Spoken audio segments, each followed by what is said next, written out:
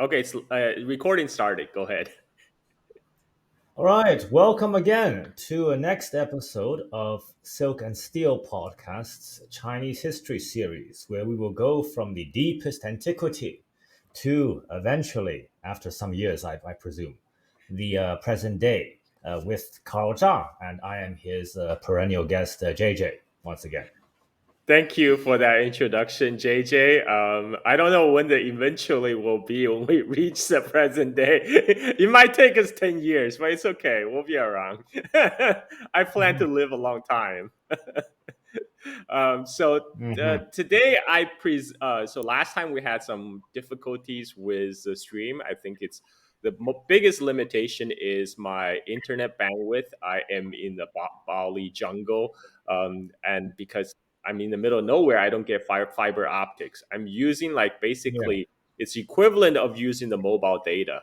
And then Mhm. I spill water on my wife's laptop that I was appropriating, so I had to use her other laptop, which is severely underpowered, so I could see like the 100% CPU chugging the whole time. So now today I got a brand new laptop with 16 gig RAM. So hopefully this will be a little better. At least it's not from the hardware perspective.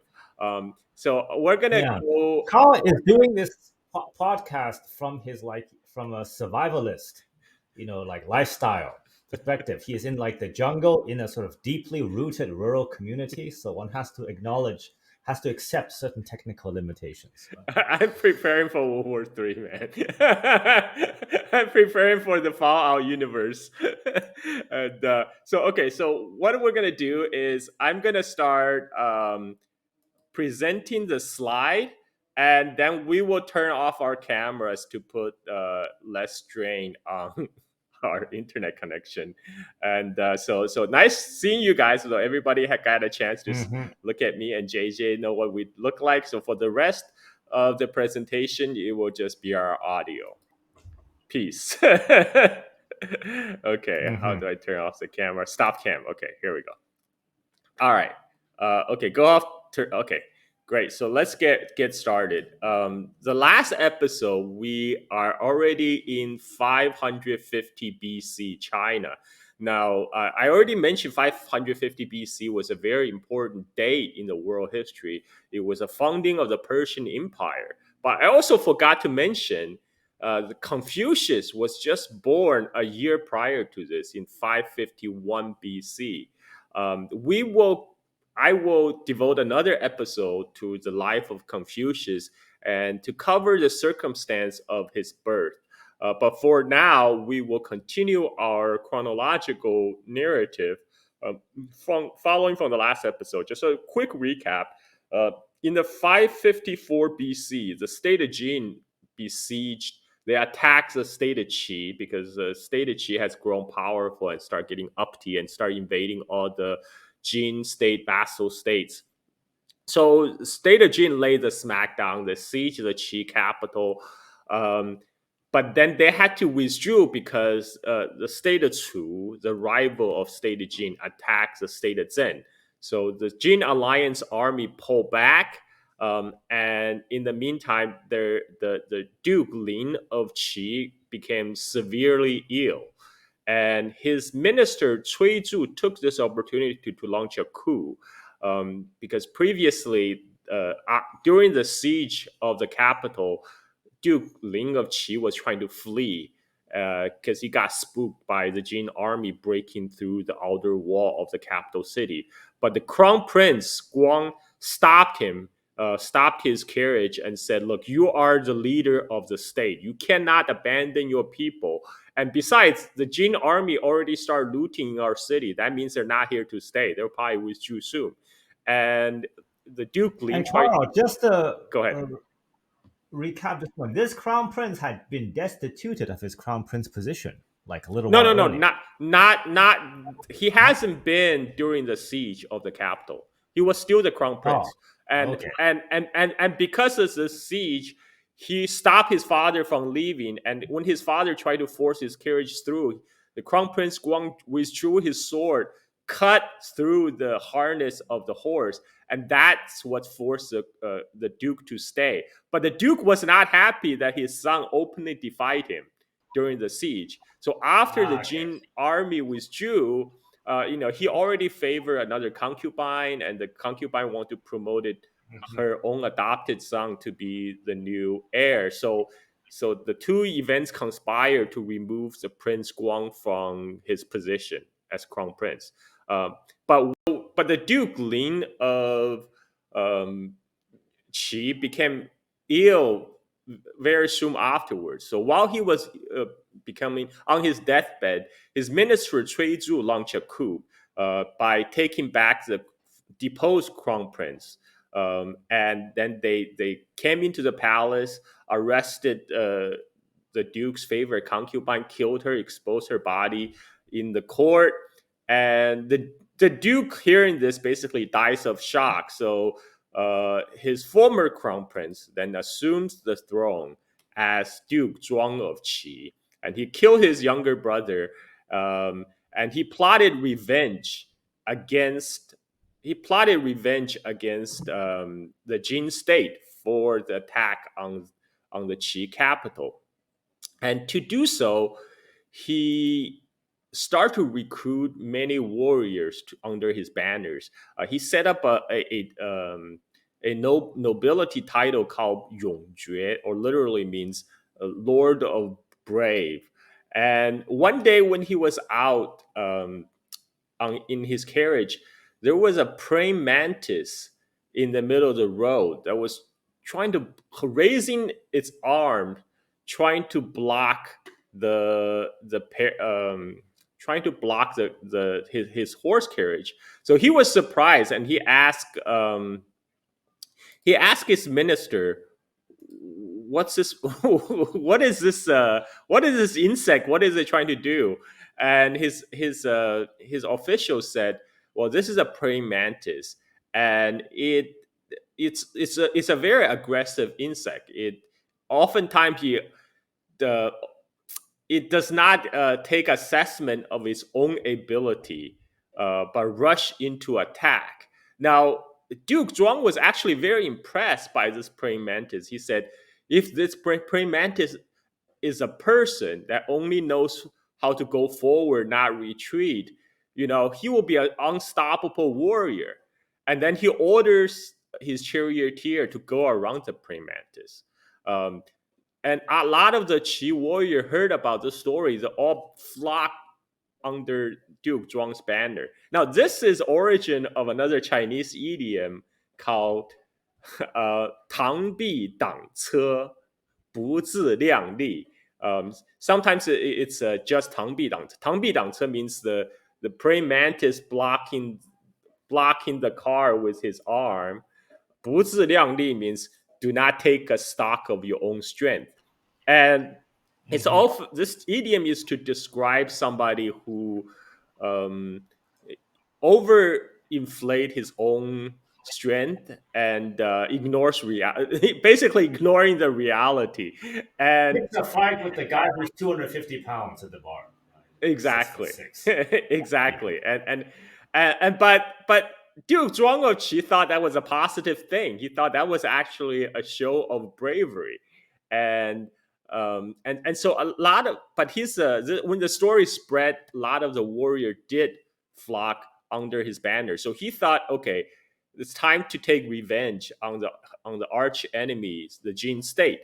And in the previous episode, we talked about how he used the occasion of under the pretense of sending a woman from the Qi royal house to the Jin state to accompany the Jin princess to be married off to the king of Wu in the south. And he, in the envoy, he smuggled in Luan Yin, the Jin nobleman who previously had to flee state of Jin. And when he heard that Luan Yin was starting to besiege the Jin capital, he seized the opportunity and led his army to against first the state of Wei. Now, state of Wei is a Jin vassal state, but he also during the attack on the state of Qi, 4 years earlier in 554 BC. State of Wei is one of the Jin allies that helped the Jin state is sending their own army to attack the state of Qi. So, uh, so Duke Zhuang of Qi called up his warriors, sent out for state of Wei, and they defeated the state of Wei. Now, Duke Zhuang of Qi wants to keep going and to invade the state of Jin. At this time, the state of Jin was still in the state of turmoil um, with Luan Yin besieging the Jin capital, as we covered in the last episode. And at this point, Duke Zhuang's warriors gather around him, advise against it. His One of his minister Yan Yin said, "Look, if you, I know, my lord, you are very brave, but you are trying to really push this through your own bravery. But if we fail on our attack, this will be our luck. Nothing will come out of it. But if unfortunately we succeed in attack state of Jin, this will only bring us trouble." And his prime minister Cui Zhu also advised against it, saying, I heard that a smaller power taking advantage of a bigger power in turmoil, nothing good will come out of it. Even though our state of Qi, is a great power, but compared to the state of Jin, we are still the smaller power. We should proceed with caution. But Duke Zhuang of Qi ignored all that advice and ordered his army to press on forward. And he was able to cross the. So at this time, the state of Jin has expanded sufficiently to border the state of Qi. As I mentioned before, this state of Jin started in the present day province of Sanxi, but by this time it has already crossed the Great Taihang Mountain range, because he annexed all the nomadic land to its east. So right now, the state of Jin pushed right against the state of Qi border.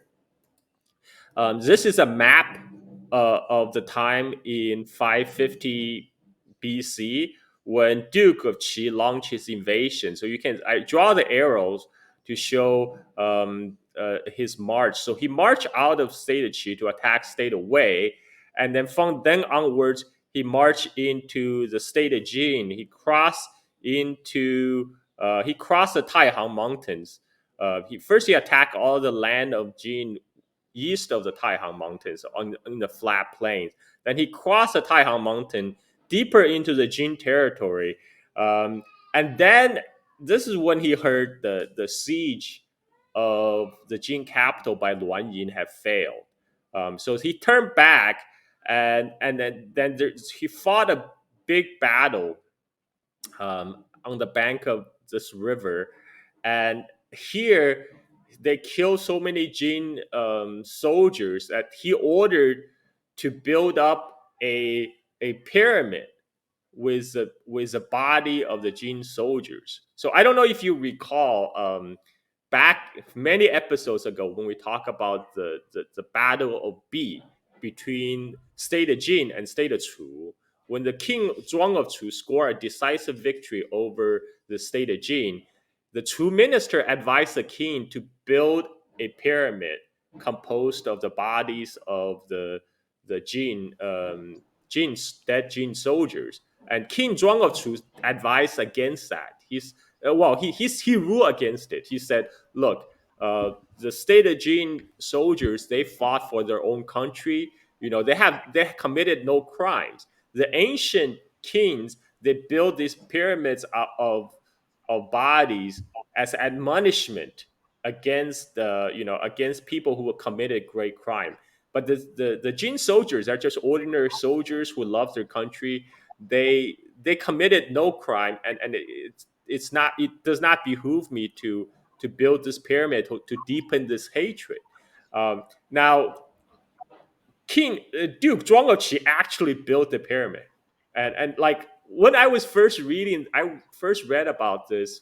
I think when I was a teenager, I was shocked. I thought, I thought we're civilized people, you know, like, and because um, you know the later, you know, a lot of the steppe people are also known to build kind of like the pyramid of skulls, you know, during the Yeah, Turko. Amir Timur is most famous for this. Yes, yes. So what I did not know is the ancient Chinese, you know, many centuries, millenniums before have done the same thing. So I think there's a like a deeper connection between the ancient Chinese culture and the steppe culture. I think that's Uh-huh. not fully explored because you know this tradition and later I'll talk about other traditions in spring autumn period that gets to live on in the steppe cultures. Um, Yeah, because it's obscured by the subsequent identity building on both sides, where they are building, creating their identity in opposition to each other, yes, right? From the among the Central Plains Chinese vis-a-vis the steppe, because that ends up being where biggest military threat comes yes, from. But yeah, at this time, you know, these nomads aren't like terribly formidable. It's from the sound of it, yeah. and they live like interspersed among these Central Plain states, so it's all more mixed together at this time. Yeah, I think you know I talk about previous episodes. There were already evidence of writing. You know, they have already discovered saddles and pans, riding pans in present day northwest China, Xinjiang region around this time. But just because you have riders on the horse, it doesn't mean you necessarily immediately pose a threat because at this time all these sedentary societies in central plains they can already feel tens of thousands if not hundreds of thousand troops, you know, like we Hmm. like the last episode, the Ruanyin siege on the Jin capital. This is his private army. This is the army of the Luan family estate. He mobilized 15,000 troops, right? He moved 15,000 troops to besiege the Jin capital. So for the nomads, you know, normally they live in small tribes of, you know, maybe 50, couple hundred people.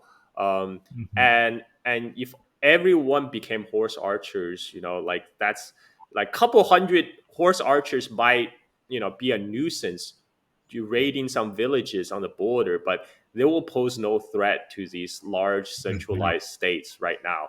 You know, you need at least couple thousands of horse archers to Yes. pose a serious threat, but to build up a couple thousand horse archers, you know, you need a new political organization on the steppe, you know, because you need to pull all these desperate tribes together in one place. And, you know, Hmm. nomads, they love to live, you know, roam free. And it's like Chinggis Khan's own life story shows. It's really hard to unify them. It's like herding cats. and, One of and the, according to history, you know, the guy said one of the commonly accepted ideas about what is best in life is to riding free on the steppe with the wind in your hair, right? So that was one of the answers given. that I think that's a paraphrase of Chinggis Khan's saying, but we'll get to the Chinggis Khan's era 1,000 years in the future later. So at this point, the Duke Zhuang of Qi, you know, as act of revenge, he built up this pyramid of bodies. Now this pyramid of bodies, the tradition didn't begin with him because that's the example from the Battle of Bees. You know, this was an ancient tradition. You know, the king of Zhuang actually said, you know, ancient kings did this to punish people who committed great offense against the gods.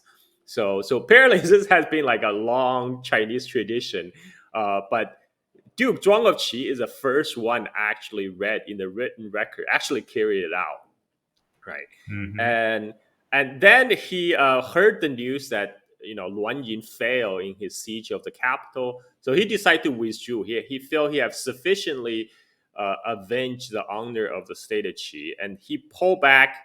Um, so he started pulling back his troops. But then, as he was pulling back, the Jin state counterattack. So one of the I talk about, Jin has various noble families. One of the big noble family is the Zhao family. Now, the Zhao family suffered a big setback when its main branch almost got wiped out, leaving only one orphan. That's orphan of Zhao. But the Zhao cadet branch was never touched. If you remember, Zhao Dun had a favorite cousin, Zhao Chuan, who he always covered for. But Zhao Chuan, his main gripe is that he was always getting passed over for promotion just because he killed one of the Jin Duke. But by Zhao Chuan's son, during the first time the Jin state smacked down on the state of Qi 40 years earlier, Zhao Chuan's son managed to get his own fief. So he branched off from the main Zhao family. In this time when a male aristocrat, when he gained his own land or his own fief, that's when he started his own family, like a new line of descent.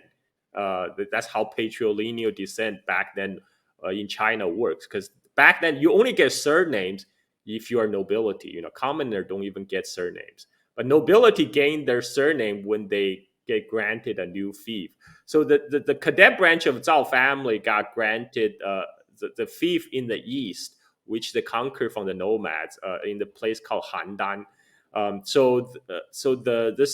leader of the cadet branch of the Zhao family, he led the pursuit of the Qi army, and he managed to capture one of the important Qi noblemen. And now, so this left Duke Zhuang of Qi feel a little bit unsatisfied. Yeah, he felt he has already punished the state of Wei.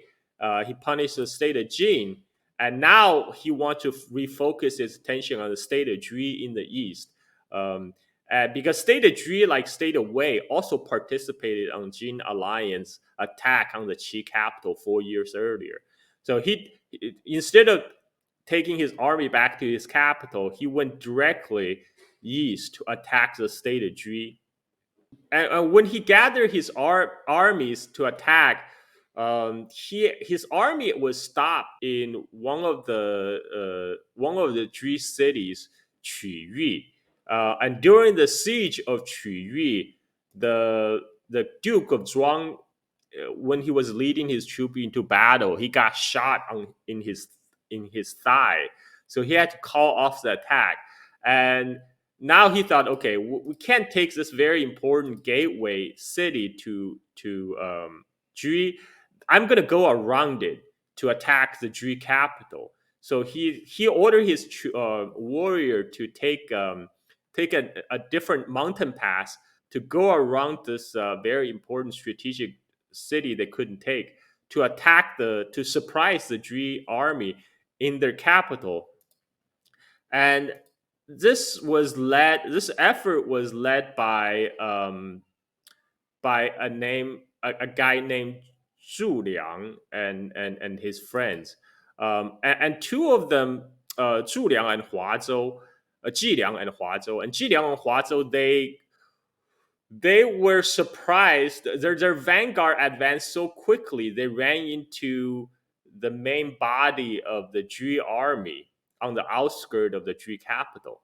Now, the Duke of Jui, the leader of Jui state, tried to bribe them off. He offered them land, title, treasures, as long as so they can swear an oath to pull back the army. But the two warriors stayed loyal, and they said, "Look, we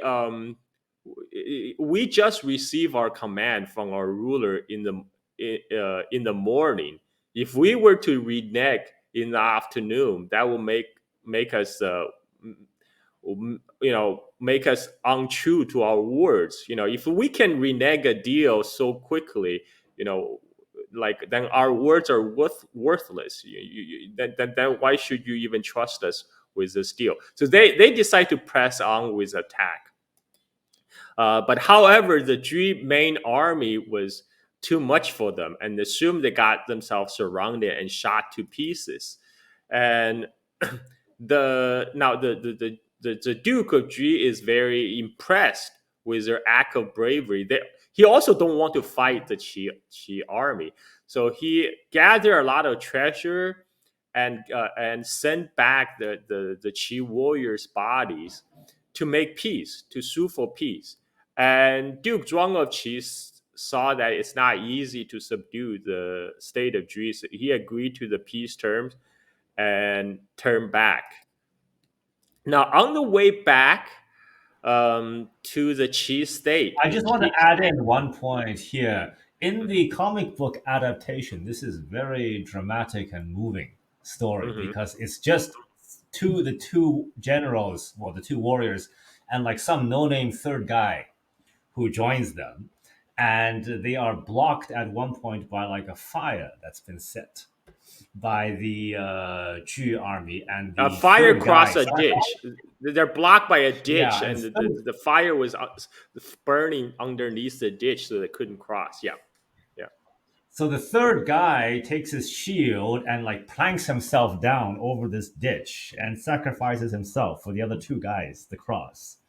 And then it's just these two guys in front of the city gate, like fighting off like dozens and dozens of enemies until they're all like shot by too many arrows to continue. yeah, But go yeah. on. I like to mention the comic is based on a Ming Yeah. Dynasty historical novel, Dongzhou Lieguo Zhuan, or the Chronicles of Many States of the Eastern Zhou Dynasty, which itself is based on uh, the historical document Zhuan, which I am based on our show. But the Ming Dynasty novel added a lot of artistic license embellishment to make it Mhm. more dramatic. So Mhm. when I'm telling the story, I'm leaving out all the dramatic embellishment, right? Right. Because in Zhuan they didn't mention the third guy. He just mentioned these two brave warriors. They refused Mhm. the negotiation, the offer of peace, and the offer of bribe from the Duke of Qi, and they pressed on their attack, and they fought to their death.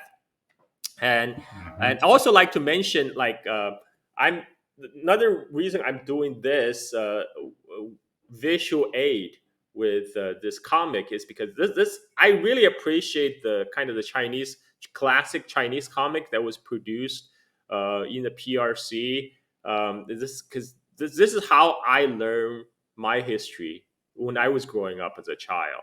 Um, When I was a little kid, my mother read to me the UFA comic books. Yes, yes, and this is how we absorb our culture by osmosis. We may not have to read the classical Chinese in original Zhuozuan or even the original Ming Dynasty novel, but we read the comics, and that's how we learn as children. And but I really dig the art styles.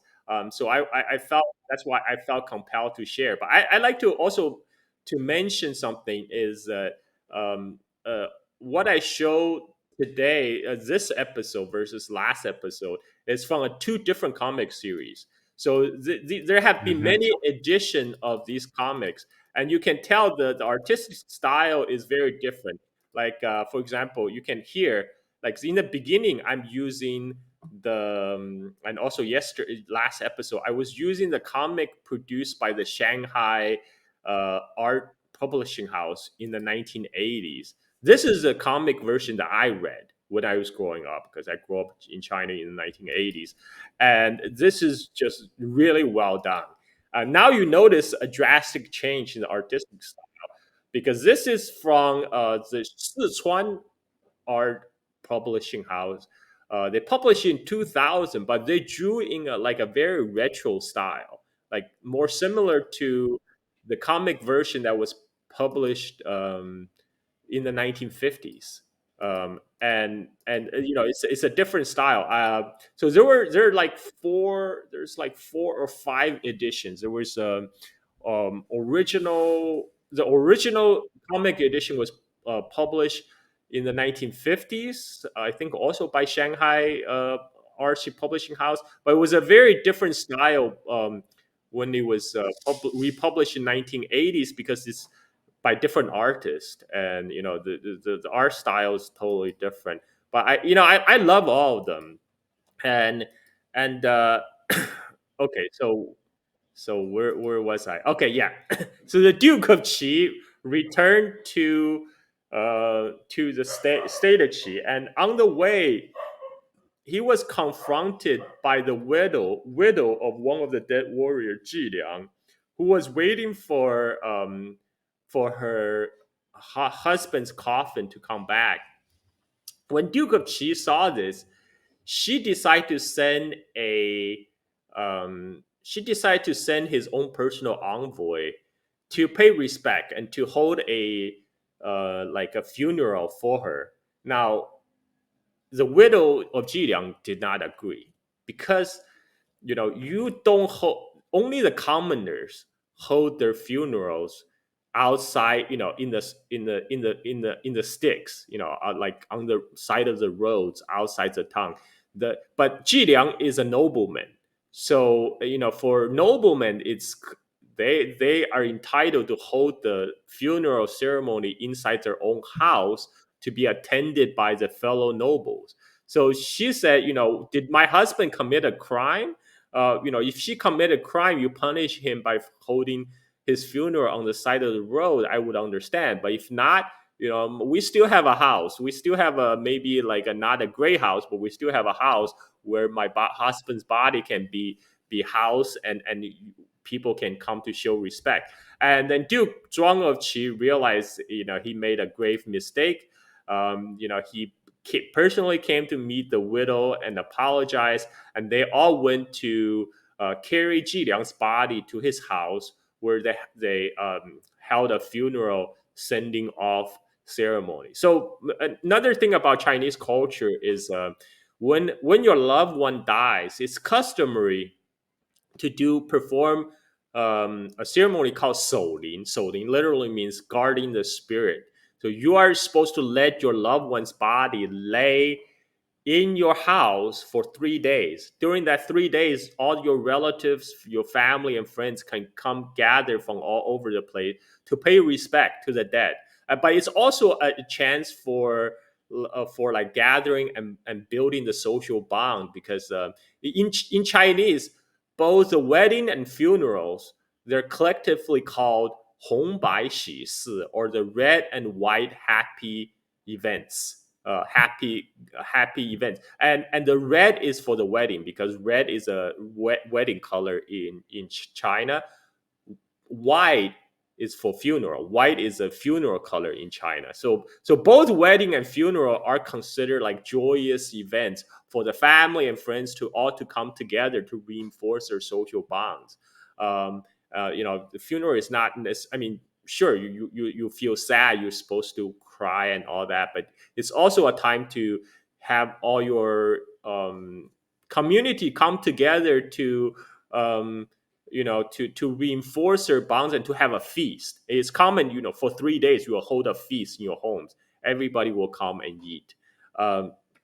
So anyway, this was recorded in 左传 about this particular event. But later, during the Han Dynasty, this got embellished. This story got embellished to the point where Jiliang's wife was throwing herself on the coffin and crying, and the crying was so much the city wall started falling down. And then later, by the Tang Dynasty, this got even more embellished. That it was saying that not only it became the time got shifted, also in Tang Dynasty and later in Song and Yuan Dynasty. The time got shifted from the spring autumn period to the Qin after Qin Dynasty, unification. 秦始皇。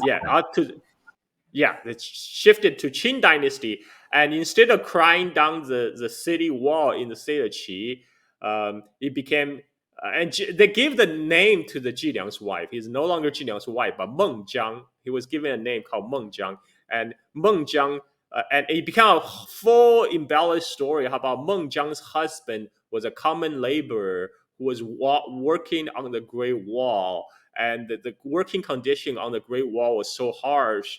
They, the supervisors, they will toss the body of the dead laborer inside the wall to hold the walls together. So when Mengjiang's husband didn't come back, she went to the Great Wall to look for her husband. And when she heard that her husband have died and his body got encased in the Great Wall, and she cry and cry and cry so hard, the heaven broke, and it became a great torrential rain, and it washed down the Great Wall.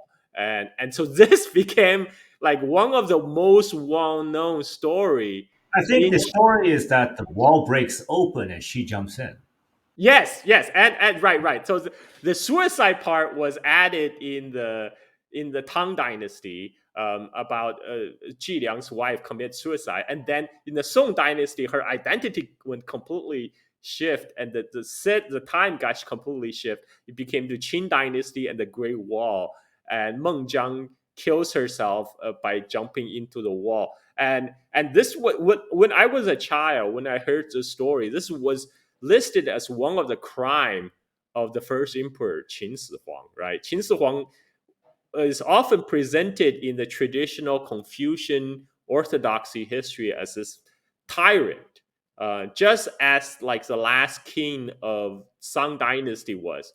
We already debunked the myth about the last king of Song. He, like, all the crimes he supposedly committed was all embellishment that was added in the later dynasties. But this is another case when like a whole fictional story was constructed, well, based on a real story but happened in a different time setting, and but it was constructed to make it a great crime of Qin Shi Huang, making sacrificing all these common people to build the Great Wall, and it was such a hardship. That's why Mengjiang's crying was kind of the cry of the common people against the injustice. But I also think it might be projection, because the story was finalized during the Yuan dynasty in the after the Mongol conquest.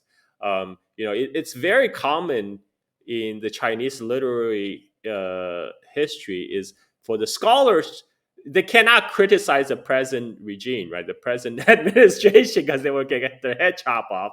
So they will make up a story about the previous dynasty, about some great injustice that happened. But really, they're talking about current events, and that in the Yuan dynasty, one particular thing that happened was that the Yuan government was mobilizing the populace to rebuild the dikes on the Yellow River, and that was actually create a lot of hardship, and that will eventually lead to the rebellion that will overthrow the Yuan dynasty. So I'm suspecting when people are creating the Mengjiang Yu story in Yuan dynasty, they might be projecting. They might be projecting. Yeah. Or When it's they're a actually. veiled criticism. It's a veiled attack on Yuan Yes. Dynasty, where people, the contemporary audience back then, would have generally understood that this is really about the Yuan and not Yes. really about the Qing. And then later people think that it's about the Qing, basically.